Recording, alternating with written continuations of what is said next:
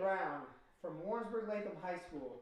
So explain that you went to Warrensburg Latham High School, and what year did you graduate, Dave? I graduated from Warrensburg in 1971. I know I don't look that old.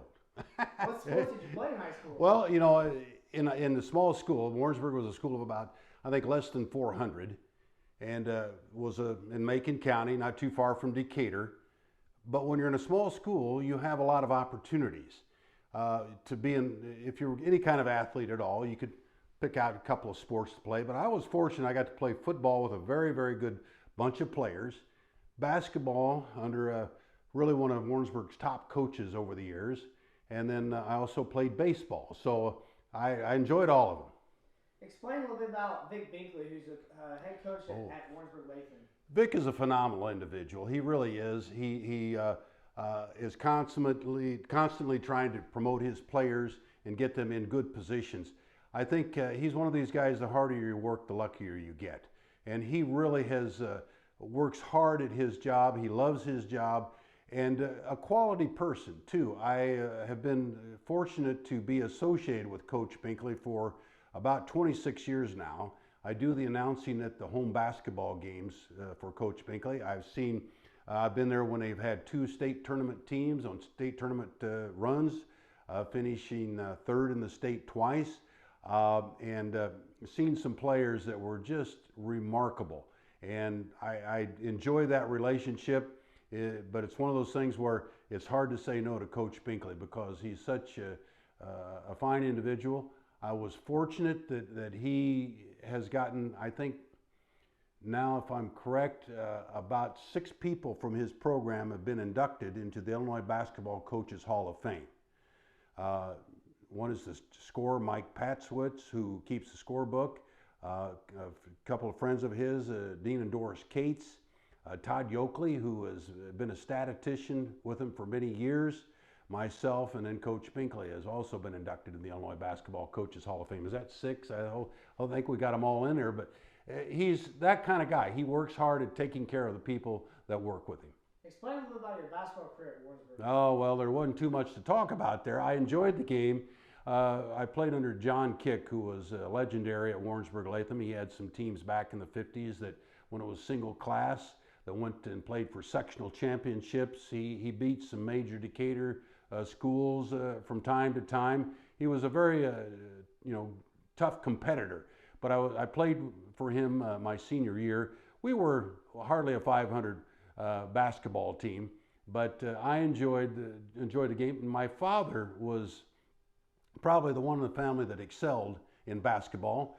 He was an outstanding basketball player when he was in high school, and he went on and he was fortunate enough to make the freshman team at the University of Illinois. But he did not make the varsity team when he came back his sophomore year, but still making that team was quite an accomplishment for a young man at that time. So he was always very proud that he could say he was on the University of Illinois basketball team. Talk a little about the teams and the coaches and the players that you played against. Oh gosh, there was some good ones from St. Teresa. Jerry Unzer was there, and Philip Jones was another great player.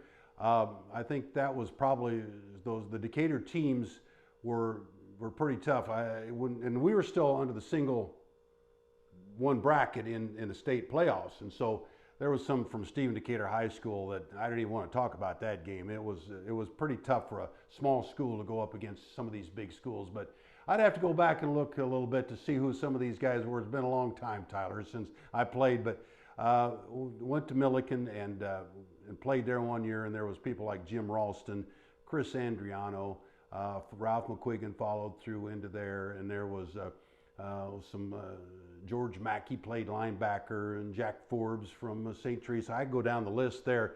But that was when you went into another category of quality of players, even Division III at Milliken University. I played under Coach Skip Matheson there one year, and then Carl Pelker was my line coach, and so there was, we'd go down the list and start rattling off names, but forgot a few of them too, Tyler. Explain a little bit about your favorite gyms in high school and college. Oh gosh, I think right now in high school, one of the neatest gymnasiums that I like is Macon Meridian High School. That is just such a on top of each other. And Warrensburg has a very nice new facility. Some of these new facilities are pretty impressive for a high school. But the old gymnasium at Warrensburg, that was another pressure cooker. That was tough gymnasium to come into. That's the one I'm most familiar with. But in college, Illinois Wesleyan had a small gymnasium in there, and I think they turned the heat up to 85 degrees before every game. And that place was always packed. It was a gymnasium you hated to go play in. And Milliken always had a tough time up there at Illinois Wesleyan. Those are the kind of gyms that I think of. Now today, that Shirk Center up there at Wesleyan is a beautiful facility. And I like Milliken's gymnasium they have now when it was first opened. And I think, you know, there's a bunch of classics out there. Went over to DePaul one time when I was doing play-by-play for Milliken University, and that was another one of those old classic old gymnasiums. But I think it was in the movie Hoosiers, they played at Butler University, they'll call it the old barn over there, and I got to go over there and do a radio broadcast when Milliken and of course T-Town's Leon Gobzinski played over there in that game. That is probably one of the most famous gyms I was ever in, and got to see a game there. So, of course, there's always the Assembly Hall, or now the State Farm Center. Before I get into a little bit about Leon, tell me a little bit about any awards you received in high school. Oh, Little All-State Center is what I got. That was through the Chicago Daily News, put out an All-State team, and I got on that. But really, it was the team that was All-State that we played on, and I think we got some recognition. A lot of players did. That was probably the only award I got in high school, was that, but I was honored. As far as Leon Gobzinski, what's some of your favorite memories when you're doing the radio for Milliken and he played? Like, what would you think? That's a good question about Leon. I mean, he was just so much fun to watch because he just didn't miss much. I mean, it started out as a freshman scoring a bunch, and then sophomore, junior, and senior years, he just kind of went crazy on the court in his scoring. I saw him score the 62-point game, but I think it was a pleasure for me to see that kind of talent and be able to describe that. Because after my freshman year, I got started into radio at WJMU FM. And it doesn't matter whether it's just a station that was carrying only parts of Decatur or a big broadcast station. You're doing the same thing. You have to try to describe a game. And I think later on, with what I got to see with Leon, I don't think we maybe were fully appreciating what we were watching at the time.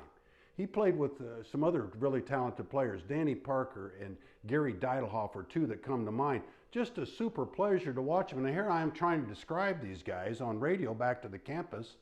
And it was, I think, a great educational time for me to watch somebody like Leon and how he just kept improving and improving over the years.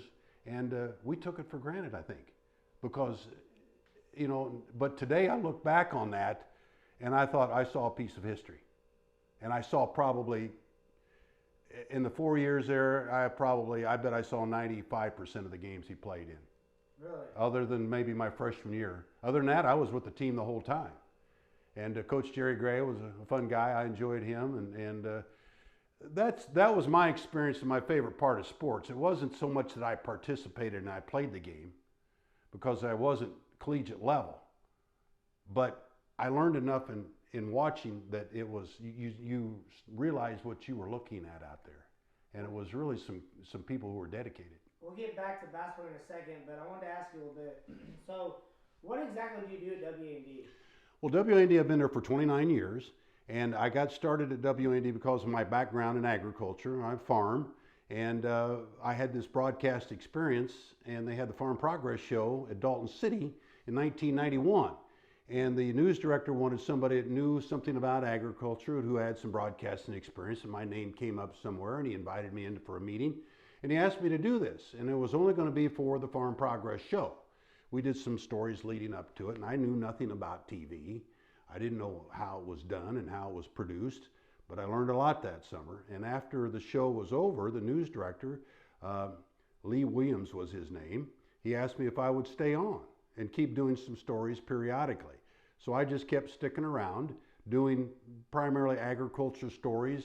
A few times I covered some storms because I was kind of the one guy that was still hanging around. and they was easy to call me. And so I did some other things along the way, but it was mainly agriculture. And then we got sponsorship. And when sponsorship comes in, they want you to do more. And I've had a great relationship with them in there. They've let me do what I thought was the right thing to do. And we were able to bring some money in. What do you enjoy most about the job? Well, I enjoy talking about agriculture. I enjoy telling that part of it. But I think it's a subject matter that not everybody fully understands. What is it? Well, if you eat, you're involved in agriculture. And so I try to not talk to farmers. I try to talk to the rest of everybody else that maybe doesn't understand agriculture. But I think the favorite thing that I get out of that, after this many years, people recognize me when I go out and about. And I get people that come up that they say, I don't know anything about agriculture, but I learned so much from you, and I appreciate what you do. Today, I just had a lady come up to me at the convenience store when I was stopped by for a cup of coffee, and she recognized me. And it's those people that will come up and say they learn a lot from me. Then I realize I'm making a difference. And I try. We're on 5 days a week. I work with Sarah Michaels, who is my colleague. I don't have really enough time with my other farming to be able to do it full time. But yet we're expected to have a program on every day. So it's basically a full-time job, but getting something on. But that and the other people, the young people I work with, I mean, these are mid-20s to up to 30, some of these young people in there. Now the anchors, Sean and Don, have been there for many years. They're the seasoned veterans, if you will. But some of these young people, when they come in and I see the growth that they've done, that's fun. So, what advice would you give to today's youth about whether they want to go into sports or ag or whatever that major might be? Well, I think you have to get into something where it's not a job, where it's something you enjoy. And I got a cat walking around in here, but that's, I think, what has kept me. I've got really two careers that I love both. I love farming, and I love that because I produce, I grow something. But then I get to tell the story, Tyler. I get to talk about it. As you can tell, I'm like to talk. So it's the best of both worlds. And so and in broadcasting, I've met so many wonderful people there too. So it's about those relationships.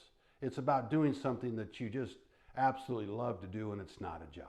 What did sports and this ag now do to change your life? Well, sports definitely showed me the ability to describe something to people, like when I was on radio, that weren't there. You had to try to paint a picture. You had to tell a story. Sports taught me, one, you have to be ready to go. You have to be prepared. If you don't have the skills that maybe some of the more talented, you have to be better prepared. You have to put the practice in. You have to really work. So that taught me a work ethic, even in high school, and dedication. And I think that is something that sports has taught me. But then when I went in and I got to figure out I could be still in sports by describing the game on radio. That was big for me. But agriculture, same thing. Hard work. The harder you work, the luckier you get. What would you say to everybody about Leon Galdinsky as a person, not as an athlete? Oh, Leon is a friend. I really think that of Leon. He's just a fine individual. And I think when I kind of saw the heart of him was when he said one time Millikan University gave him everything that he was. It made him who he was. Leon he knew what the good things in life were. And he knew, I think, when he was going through it. And I admire him for what he's done with his life. And I think he's accurate that he took what was given to him an opportunity and he didn't mess it up.